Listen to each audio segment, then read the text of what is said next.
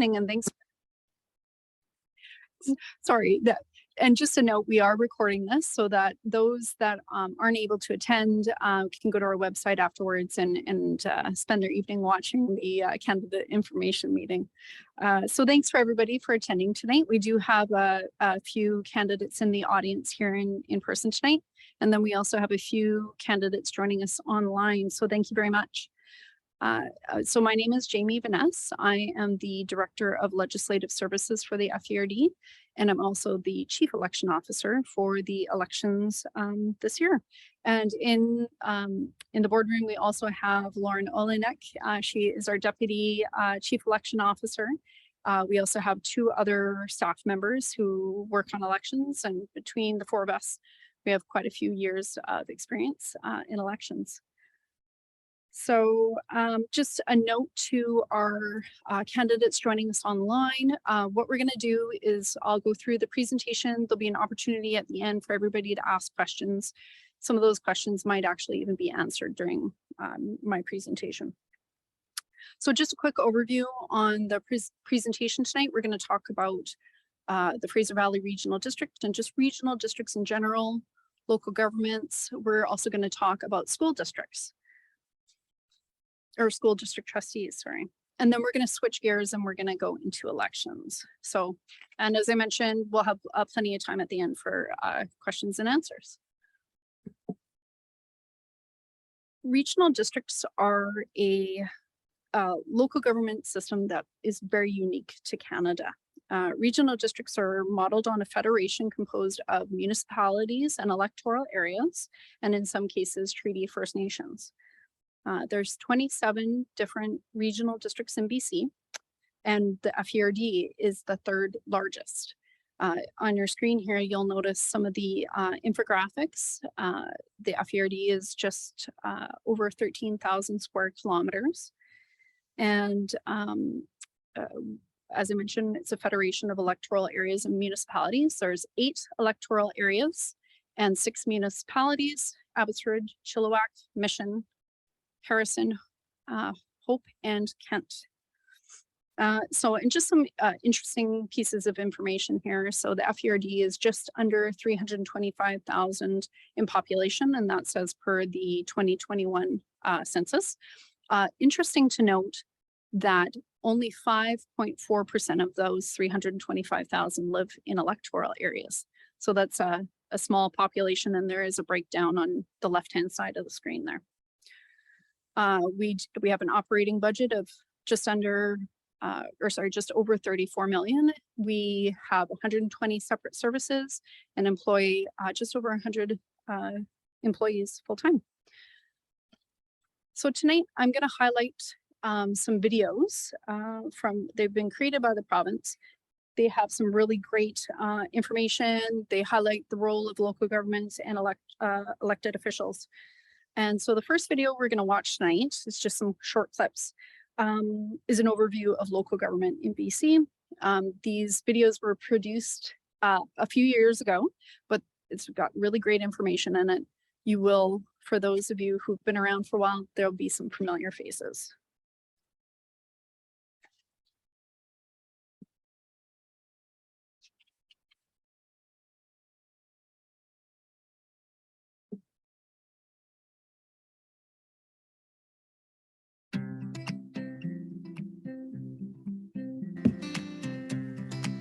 Expressions of local government are those in which the people are closest to the government and the government is closest to its people.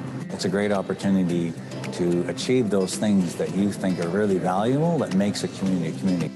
I think it's leading edge government. Obviously, it's the government closest to the people.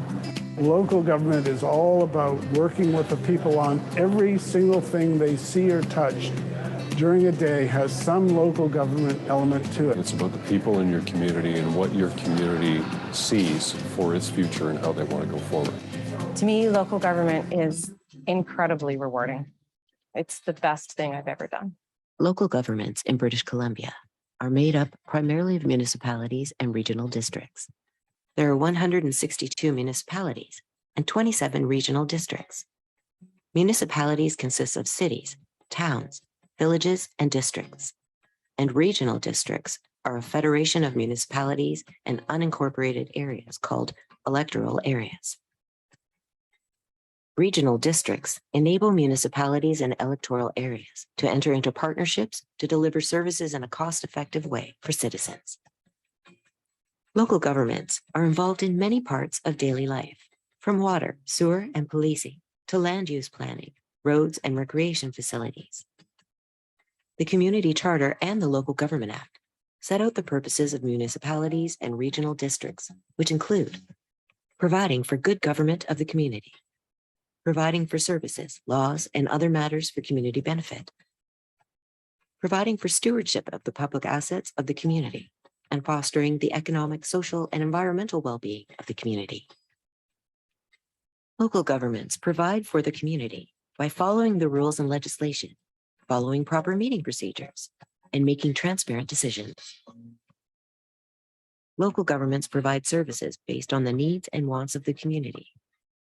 Municipalities may provide any services that they consider necessary or desirable, such as building inspection, garbage collection, community parks, street lighting, and sidewalks. And regional districts may provide local, sub-regional, and regional services that are too costly for a single municipality to provide, such as a large recreational facility or a major sewerage system.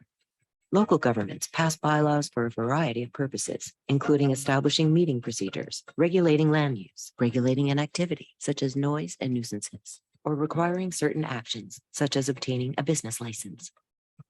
Local governments provide for stewardship of the public assets of the community by collecting taxes and charging fees to pay for local government administration, staffing, debt services, and the services provided to the community. Local governments foster the economic, social, and environmental well-being of the community by creating business retention and expansion programs, adopting growth strategies and plans that encourage affordable housing units, and creating active transportation networks.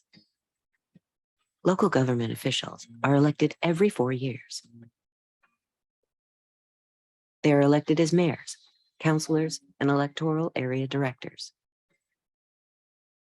Local government is different than a business and other levels of government. Unlike a business where there is often one person in charge, a council or board is a collective body. For municipalities, each vote around the council table is equal. For regional districts, votes around the board table are sometimes variable based on service participation or population. A local government is more complex than a private sector business. It has more diverse responsibilities and communities that it must serve. It must build and maintain many different relationships, including with other local governments, First Nations, the provincial government, and the federal government. While there are clear financial rules and limits, a local government's work is primarily about balancing different community interests to find a path forward. Local governments are different than other levels of government because there is no cabinet or opposition. In general, local government's decisions are debated and made in public. All of the council or board is accountable for a decision based on a majority vote. Once a decision is made, each elected official needs to work to implement it, even if they opposed it in earlier discussions.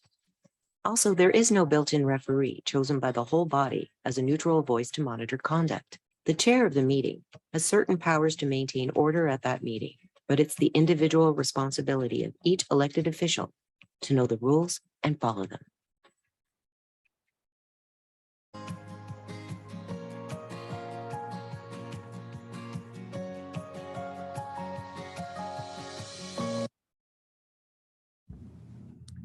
Okay, so as we saw in this video, it talked a little bit about electoral area directors and how they are elected directly by electoral area residents. And so what is the role of an electoral area director? What do they do?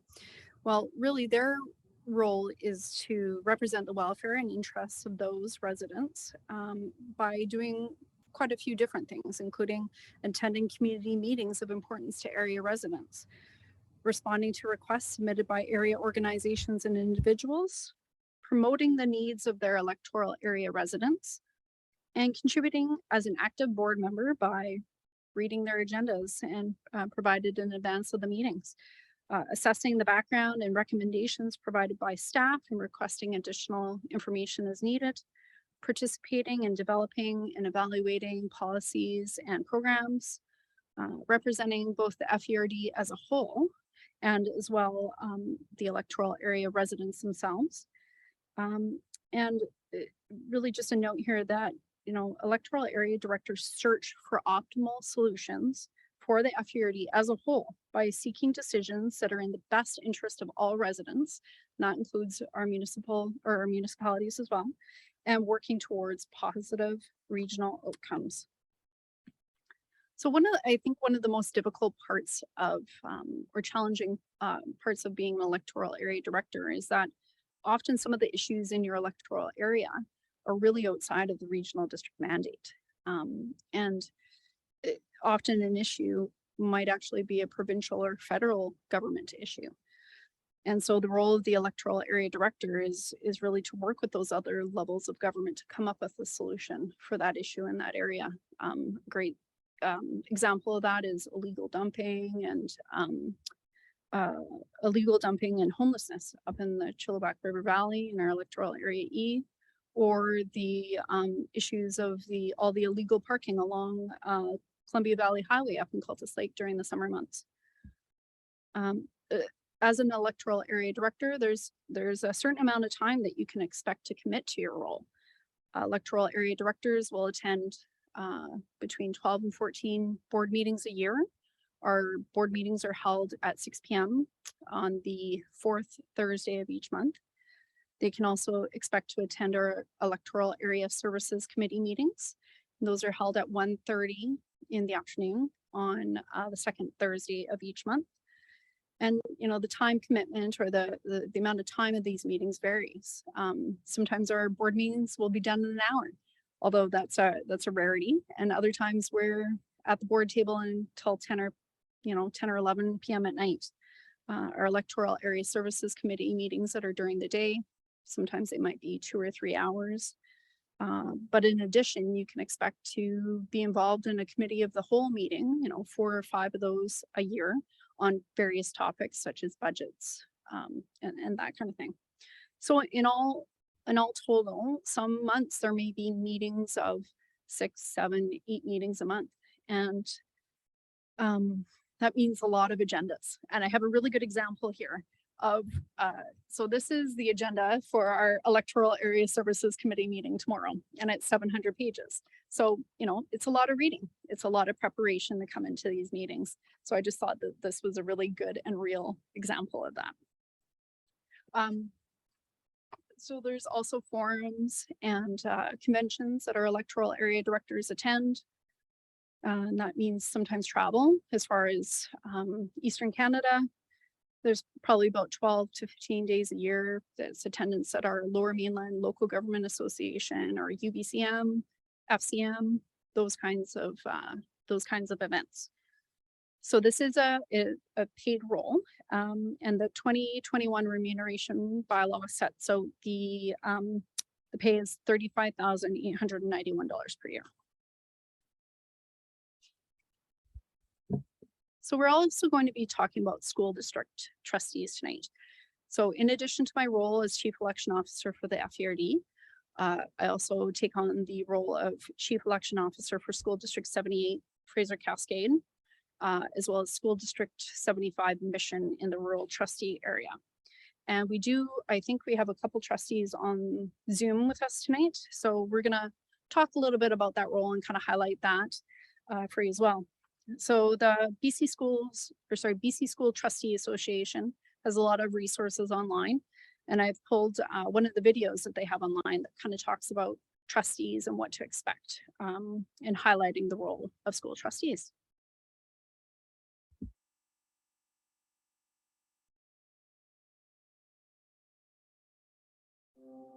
I'd like to say good morning to all of you. My name is Hampton Joe Thorns. I'm BCSTA's knowledge keeper, and I hope that you decide to follow us, because in your hands, you have the heart, you have the mind, the desire to make a difference. To make a difference for the Kakasmanim, our sacred children. They're so very, very important. They're our tomorrow.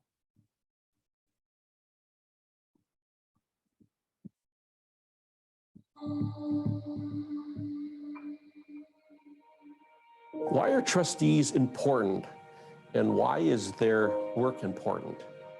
Trustees are democratically elected, and that's a huge difference between appointed boards or anything.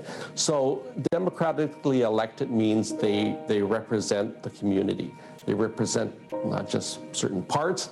They represent, once elected, they represent and work for everyone in the community. In your role, how do you make a difference? In trusteeship, I think you make a difference by making sure that you're really connected with the community. I feel that involving your stakeholders in decision-making and just making sure that you use the good governance role that you have, working with your team as a corporate board, and just making sure that you bring the voice of the community to the table. What does representation for your community mean to you? It means, like I said, that everybody has a voice. It means being available for phone calls. It means going out and meeting people. It means going to PAC meetings. It means talking to teachers, visiting your schools, seeing what's really happening in our schools, hearing how people are feeling about things, and then allowing that to sort of influence the questions you bring to the table at our board meetings, and then think about those things when we make decisions about our budget and around policies that we have in the district. How have your own lived experiences influenced or been influenced in your role as a trustee? In my family, my spouse is a teacher. Her family is filled with teachers. So I think that in my role, I bring the perspective of teachers to the board. I think it's important to bring good perspective. I think it's important to keep your ear to the ground, and I like to do that. And I think also my diverse background brings a different lens to the boardroom. And also that adds to the equity of the board's decisions for the community. What do you see as your biggest achievement as a trustee? Alors, je pense que nos plus grandes réalisations, c'est qu'en groupe, on a été capable d'ouvrir de nouvelles écoles pour les petits francophones et les plus grands aussi qui n'avaient pas autrefois accès à ce système-là. C'est important de leur transmettre cette langue, de leur transmettre la culture. Et donc, quand on ouvre des écoles, et souvent elles commencent très petites, c'est extrêmement gratifiant. Et je pense que comme conseil scolaire, c'est une de nos plus grandes réalisations de pouvoir transmettre tout ça à nos jeunes et leur donner l'occasion de venir dans nos écoles. What would you say to people considering running for trustee? I think one of the things I would say is do so for the right reasons. Do so because you're interested in being a member of a team. Do so because you're interested in working collaboratively. Do so because you have a deep interest in public education. Why is voting in your local trustee election so important? The community will decide whether or not you're ready. And that's something people have to understand. I ran, but I didn't get elected. People watched you grow. They watched you in the community.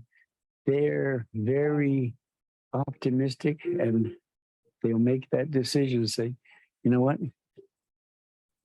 I'm going to vote for him because I think he can or she can make a difference for our children. That's key. Be involved with the community. Be very involved. But always never stop learning. Never. Because if you say you know a lot, you've learned nothing. Be open, be true, step up, run, make a difference. Our students are waiting for you. So with that, ladies and gentlemen, Heitzapka from BCSTA, Knowledge Keeper, Hampton. Heitzapka.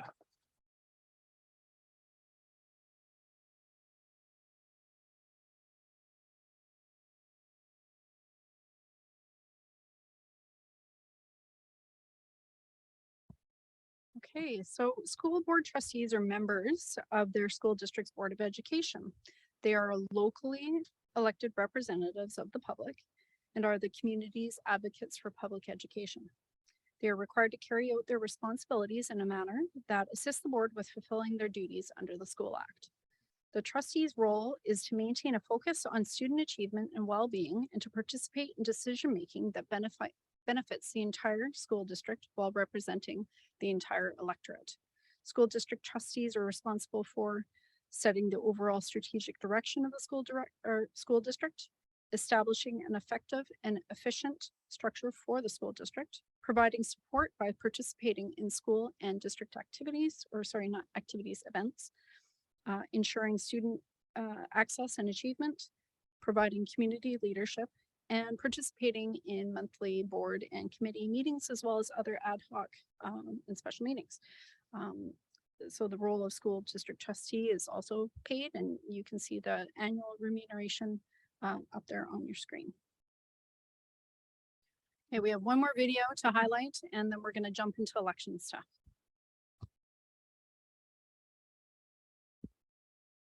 Testing your readiness for local government office. Elected officials are required to address many different types of community needs and issues, from zoning and waste disposal to animal control and fire protection. It's important to have a good understanding of your community's specific needs and issues. Your perspective on those matters can greatly assist you in collective decision-making and responding to the community. Some of the ways you can learn about your community are: look at your community's key planning documents and reports, such as the official community plan, asset management plan, and the annual report. When you get elected to a council or board, you are stepping into a continuing organization. Plans and bylaws from the previous council or board will continue on into your term and also give a good indication of some of the community's priorities before you were elected. Attend a council or board meeting to learn about priority issues and projects in your community, and observe what being on a council or board might be like. Volunteer for a local government committee. Committees provide information and advice to the council or board and staff on issues of concern. Review your local government's website to understand the local government's key priorities and initiatives. Attend neighborhood association meetings or get to know key groups in your community, such as the Chamber of Commerce, social agencies, or environmental stewardship groups, to understand the diversity of interests in your area.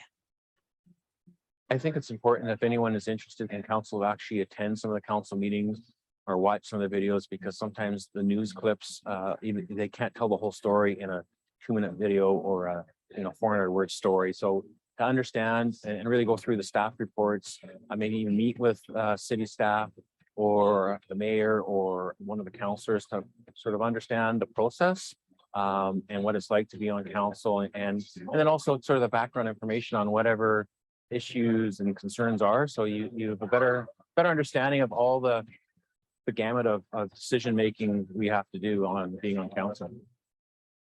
In addition to learning about your community, it is important to be aware of some of the demands of being an elected official. Being an elected official can be a very rewarding experience, but as you can imagine, attending meetings and other public functions and taking the time to learn about your council or board will require a significant amount of time. What you find now is the public are much better informed. They demand more time. It's a whole bunch of people that are all trying to do some really, really good things, but you need to be cautious that the time commitment can be consuming. As an elected official, you must attend regularly scheduled meetings, special meetings, and committee meetings. You'll be expected to be prepared for these meetings so that you can participate in an informed way and help make decisions. There can be a steep learning curve when you become an elected official. You'll be expected to learn about your council or board's meeting procedures and any codes of conduct your council or board may have. You'll also be expected to read and understand documents such as staff reports, budgets, and submissions from the public. You only take on what you can handle. You always make sure you have time for your family, but you commit to doing your part and reading the packages, reading the agenda, and going out and looking at the sites. It's really important that the community feels that you're part of them and that you're engaged with them. As an elected official, you'll be in the public eye, not only during council and board meetings and other related activities, but also in your personal life. Social media has made it easier for people to keep tabs on elected officials and express their opinions to a large audience with just the click of a button. All of this can have implications for any other employment you may have, the amount of time you spend with your family, and any other areas of life where you previously focused your time. I think that working with local government in an elected capacity is one of the most challenging and rewarding political jobs that you can have. It was quite a shock, the experience. It wasn't what I expected it would be. I came in with a fairly strong opinions about community development and where we were heading. And, you know, local government is really about working with diverse perspectives and understanding that your own perspective isn't necessarily going to be the one that prevails. The wisdom of the group is something you can never underestimate. I think what's rewarding is the changes you make or the decisions you make in the community you actually get to see. And working together is successfully can be addictive. And I think that's the really rewarding part of the experience. What you're doing is setting legacies for your community for the future. And when you can look at community has so much potential, we need good people to step in and try to steer towards reaching some of its potential for something that you can look back and be very proud and instill that community pride. That's one of the great things that is enjoyable being in city politics.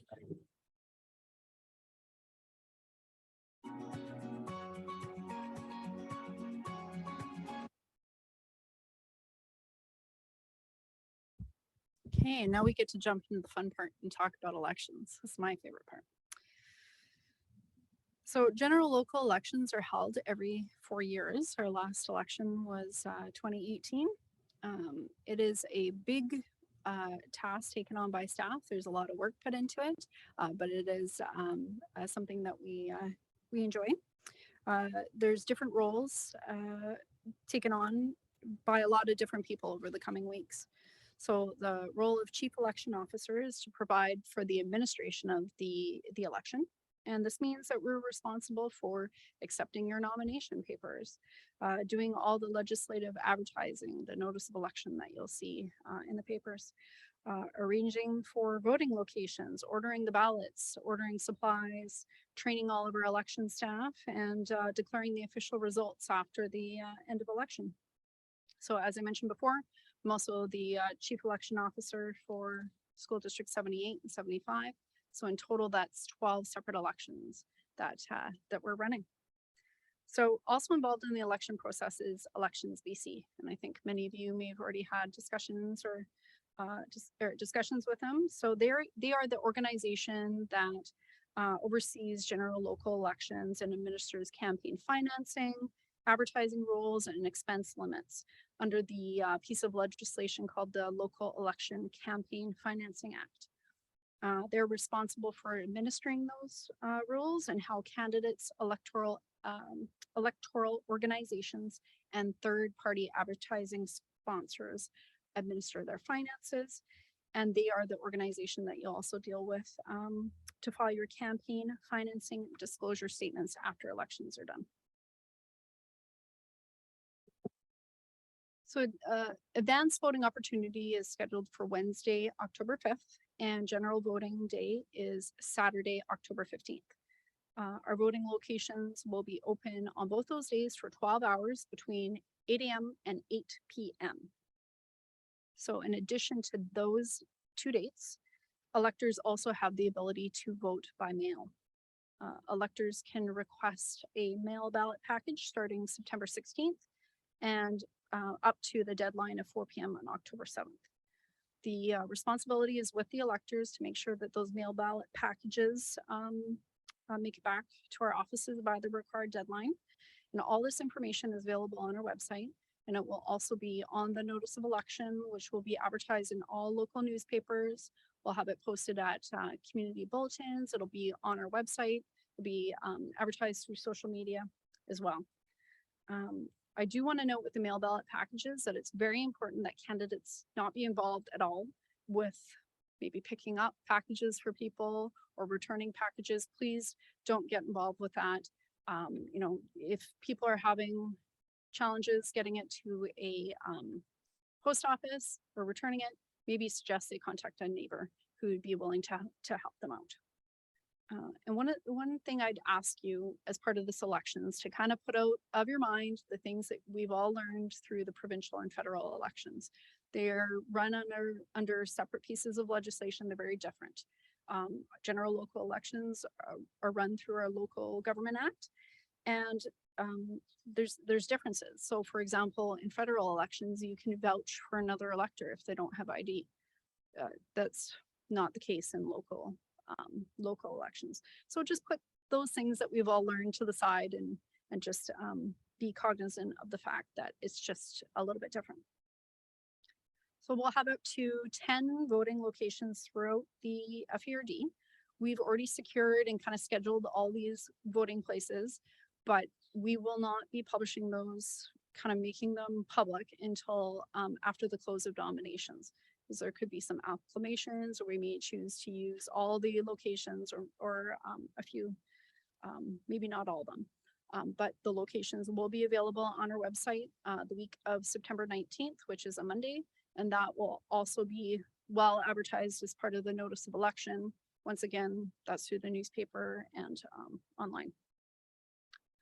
So part of our job here is to recruit and train staff that we hire specifically for elections. So sometimes we do have some FERD staff that work for us for the purposes of elections. And then we also have staff that we've hired from outside.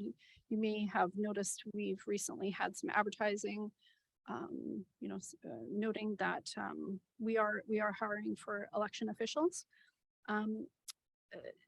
We're hiring probably a couple dozen staff. Because under the Act, we are required to have at least 2 election officials at all voting places, which means we want to have at least 3. And sometimes in our busier locations, we'll have up to 4 election officials at that spot.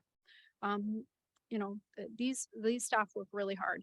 They work a long day. They're working 14, 16 hours a day, or for those days, often traveling far distances, up to Boston Bar or Sunshine Valley, but they do a great job. One thing I get a question a lot about the provincial voters list. We do same-day registration only. We register voters at the time that they attend the voting place or vote by mail. We do not use a provincial voters list. The requirements of voter ID and registration as well, they're all well listed on our website. And again, all those requirements will be as part of the notice of election. So electors are required to produce 2 pieces of ID in order to register on voting day. We have quite a long list of ID that is accepted. And again, that's widely available. So voters are able to vote as resident electors. So that is that is your main residence and that's the area in which you live.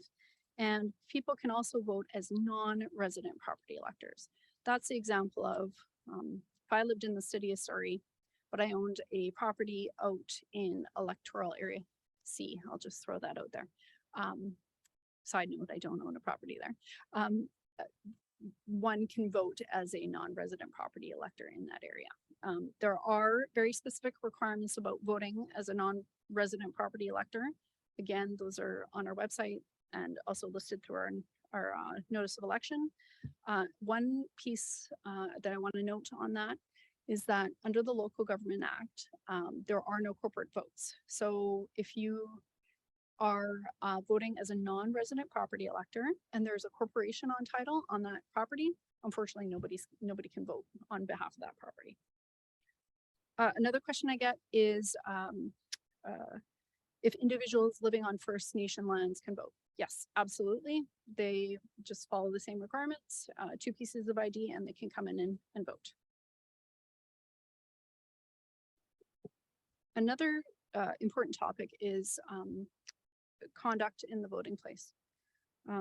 So in the voting place, we encourage no discussion about candidates, campaigns, any kind of election related discussion inside or outside the voting places.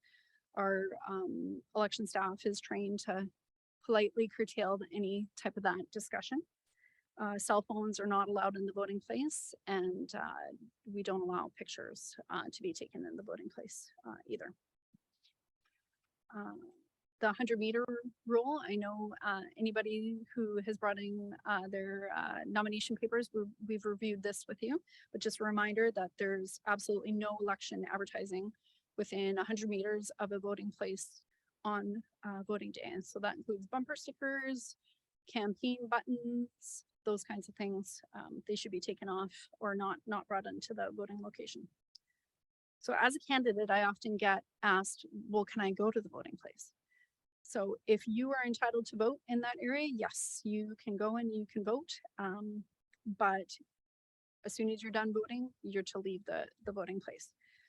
Candidates are also allowed to watch the ballots being counted after the end of the close of the voting places on election night. And I will touch on that a little bit further on in my presentation.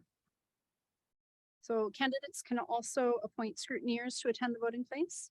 The role of a scrutineer is to observe. To observe the voting process only. They don't handle ballots. A scrutineer's appointment must be in writing, and they must bring it with them to the voting place on election day and check in with the PEO and just let them know that they are there as your scrutineer.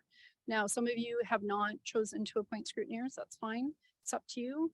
And you are able to appoint scrutineers anytime up until election day. But once again, we just ask to make sure that that is in writing. Oh, election offenses.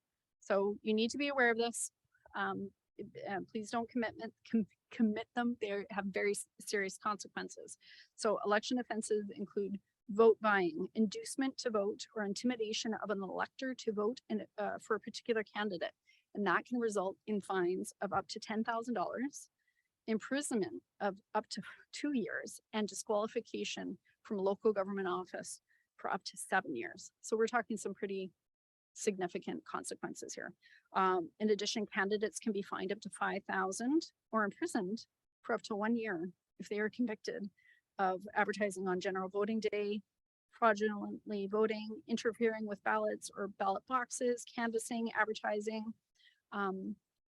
I don't bring this up because I think you're going to do it. I bring it up because I just want to make you aware of the steep consequences that go with that. So if you think that there are any type of election offenses happening, you can report them to Elections BC, and it is up to the police to investigate those. Okay, so as I mentioned, it's been 4 years since the last election. And over that time, there has been some new rules put in place, some updates to the Local Government Act. I touched already on mail ballot voting, but I just wanted to provide a little bit of context here. So as a result of the COVID-19 pandemic, the ministry made changes to the Local Government Act, which enables anyone to vote by mail. So previously, you had to meet certain criteria if you were going to be out of the area on voting day, or if you weren't able to leave your home, or if you lived so far away from the voting place, like say you lived 100 kilometers away from the voting place, you could vote by mail. But now it doesn't matter. You can live next door to the voting place. You're eligible to vote by mail. Another change to the Local Government Act from last time is the resident elector qualifications. So previously, you, in order to register to vote, you had to live as a resident in that area for 30 days prior to election day. That's not the case anymore. As long as you could have moved to the area yesterday, as long as you're a resident in that area, you can register to vote. Another change is that Elections BC now deals directly with elector organizations. We typically don't see elector organizations in the regional district. This is like a slate. These are things that we see in larger municipalities like the city of Vancouver or even city of Abbotsford. But that is a change. And then lastly, sponsorship contribution limits have been in place, put in place by Elections BC. Previously, there were no limits. There are limits now. And again, that's something that Elections BC deals with under that piece of legislation. So I mentioned previously, voting places are open 12 hours, 8 a.m. to 8 p.m. And the doors will promptly close at 8 p.m. so that our election staff can start counting the ballots. So now that's, of course, on October 15th, general voting day. And once those doors are closed, they won't be open again until the count is done. So candidates, their official agents, or their scrutineers can attend the voting place to observe the count. However, you need to be through that door before 8 o'clock, because once that door closes at 8 o'clock, you could be standing out there knocking on the door. We're going to let staff know, no, you got to keep that door closed because the security of the ballot is the most important thing. If they've started counting, they're not opening that door. So if you would like to attend the voting place to observe the count, or your official agent or your scrutineer, we just ask, arrive a few minutes early, pop in there, just let them know, hey, I'm here, I want to observe the count. I'm just going to go wait in my car until you guys are ready, and I'll pop in right at 8 o'clock. That's probably the best way to do it. Something else to note there is that once the counting has started and you're in there, we're not opening those doors again until we're done. So, you know, it might be a couple hours because sometimes there may be multiple ballots that we're counting. Maybe school district, school district ballot box and an electoral area ballot box. So the role of candidates and their official agents and the scrutineers, the role during that process is just to observe. They don't touch the ballots, they don't touch any election materials. That's up to our staff to do. And they're just there to observe the count. So it's 8 o'clock, the doors are closed. It's been a marathon of a day and we're just about to cross the finish line. So the question I get asked the most is, when will I know the results? Everybody wants to know on election night when the results are going to come through. So it's important to know, so we do not use electronic voting machines. Larger municipalities where they have thousands, if not tens of thousands of votes, they use electronic voting machines. We are dealing with hundreds of votes, and so we do a manual count. We are manually counting those ballots. So me and my team, we're here at the office and we're waiting for the calls from all of our staff within the electoral areas. And it takes a bit of time. It might be a couple hours, but I will assure you, I do my best to get that information out to you ASAP. We're not releasing it to anybody else. It's coming in email to all the candidates all at once, letting you know the results of the election. Now for school district, it takes a little bit longer, and I'll tell you why. With school district 78, we are pulling results from Harrison Hot Springs, from Hope, from Kent, and we're pulling results from our electoral areas. So it takes a little bit longer to put those results together. But again, I'm sending that out by email. I think it was around midnight by the time everything came in and we did all the count, and it was about midnight by the time the school district trustees were advised. And yeah, just know that we're working as hard as we can to get that information to you as soon as possible. And it is important to note that those results are considered preliminary. These are preliminary results. In the case where we have a close call, where there might be a couple, 5, 10 votes in between two candidates, as the chief election officer, I may be pulling that ballot box on Monday, the following Monday, to do a recount just to make sure. It's not unusual. We did have a tie vote last year in 2018, and we ended up at a judicial recount. So it does happen. We do have close calls. So that's why I really note to you, those results are preliminary, and the official declaration does happen.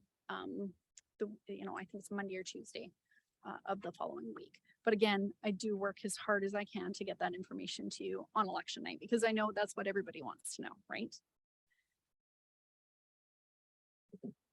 So that's the end of my presentation. And like I said, all the time that we want for questions and answers. I do have a few people joining me in the boardroom. I'll ask them first if they have any questions, and then I'll go to our online group. So for the three candidates here, do we have any questions? Was there anything that popped up that you? So we'll just get you to press your microphone. Here, I'm going to pop over and show you.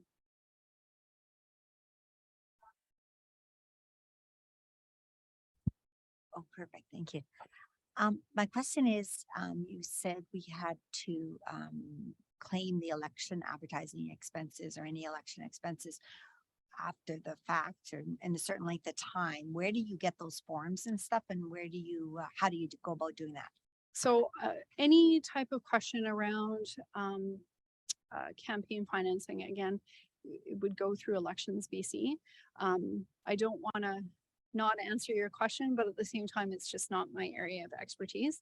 But the little card that we handed out with Elections, they're super helpful. Okay. Just give them a call and just explain exactly that. And I'm sure that they'd be more than happy to help you out. Okay, thank you. You're welcome.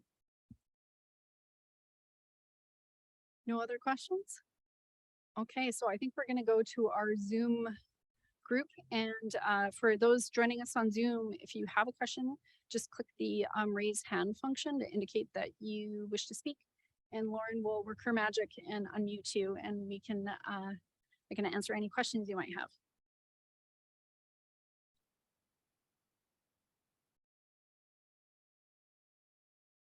I'll just give you a few moments to mull that over and see if you had any burning questions.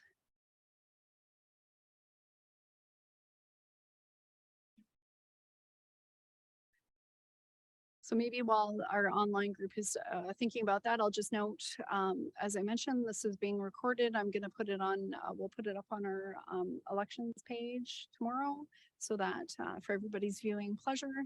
And as always, if you have any questions, so you walk away tonight and have a question tomorrow, please feel free to give us a call or send us an email, and we're more than happy to answer any questions that you might have. Okay, it doesn't appear that anybody has any questions online. So thank you very much for joining us. And I hope you found it informative and learned something new, even those that have run for office before. So thank you very much, everybody, and have a great night.